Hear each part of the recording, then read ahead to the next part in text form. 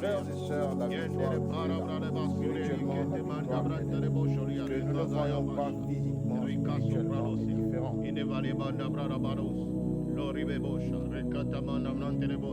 Mon frère, sois béni ma sœur, je crois par la grâce de Papa Jésus, par sa grâce que la faveur du ciel est avec vous.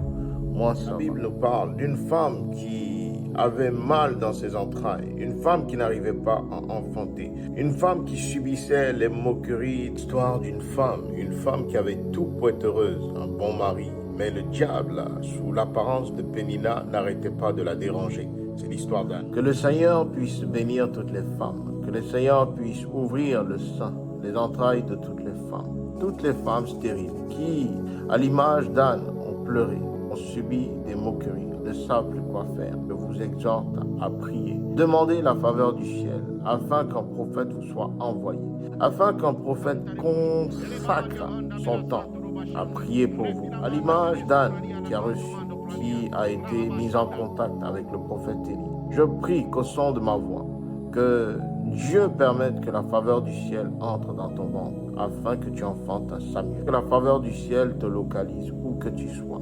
Que la faveur du ciel t'apporte un Samuel et que tu consacres ce Samuel à l'Éternel. Que tes prières soient entendues par le ciel. Que Papa Jésus puisse, au travers de son onction miraculeuse, opérer dans ton ventre, afin que tous les diagnostics, afin que toutes les choses qui ont été dites contre toi, toutes les moqueries qui ont eu lieu contre toi prennent. Par ailleurs, chers frères et sœurs, je vous exhorte à prier pour toutes les Miss de la Côte d'Ivoire entre 2009 et 2019. Lorsque j'étais en prière hier avec le Seigneur, avec notre Papa Jésus, l'Éternel m'a montré une situation assez difficile qui viendra toucher les Miss. Et il s'agit des Miss des années 2009 à 2019.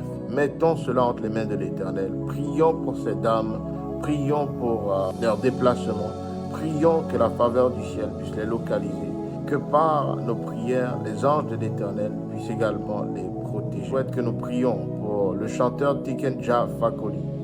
Je ne donnerai pas en détail la vision que j'ai eue, mais prions pour cet homme. Je voudrais que nous prions pour le président de la République, son Excellence Alassane Ouattara. Lorsque je priais, Dieu m'envoya dans une vision où je vis le politicien, où je vis l'homme présenter 3 différents dossiers à la nation ivoirienne. Le premier dossier était de couleur gris, le second dossier de couleur vert et le troisième dossier était de couleur rouge. Je vois lorsque le président présentait le dossier avec la couleur rouge, je vois qu'il y avait une attaque qui était sur lui. Je prie, frères et sœurs, qu'aucune démarche d'opération n'ait lieu. À l'image des élections qui s'annoncent pour 2025, il y a plusieurs choses dont le Seigneur est en train de nous parler. Nous devons prier pour préserver la paix. Nous devons prier, chers frères et sœurs, afin que tout parti politique puisse paisiblement annoncer ce qu'il doit annoncer, que le peuple puisse avoir le mot d'ordre. Lorsque je regarde 2025, je vois 3 figures, je vois 3 grandes figures politiques et ce sont tous 3 hommes. Et je vois au milieu de chaque homme comme un trait qui sépare, qui les sépare. Et lorsque je regarde un peu plus loin, je vois un 4e homme qui est dans l'ombre, qui observe. Et cet homme aura beaucoup d'influence sur la décision finale de qui sera élu. Continuons de supplier par nos prières l'Éternel afin que sa grâce continue d'établir la paix et la joie que ce pays connaît. Je finis en disant ceci aux enfants du prophète Élie Pada. S'il vous plaît, gardez la tête haute et priez. Je vois dans les commentaires certaines personnes venir, on fait ce qu'on veut. Mais ce que je peux vous dire, c'est que dans les choses de Dieu, il faut être sage. Et dans les choses de Dieu, toute action humaine n'égale jamais une action divine. Le Seigneur nous parle de sagesse, d'obéissance. Le Seigneur nous parle d'être constant dans la prière. Lorsque vous aimez quelqu'un, la première chose que vous faites, c'est de prier pour cette personne. Vous continuez également à soutenir l'église du prophète.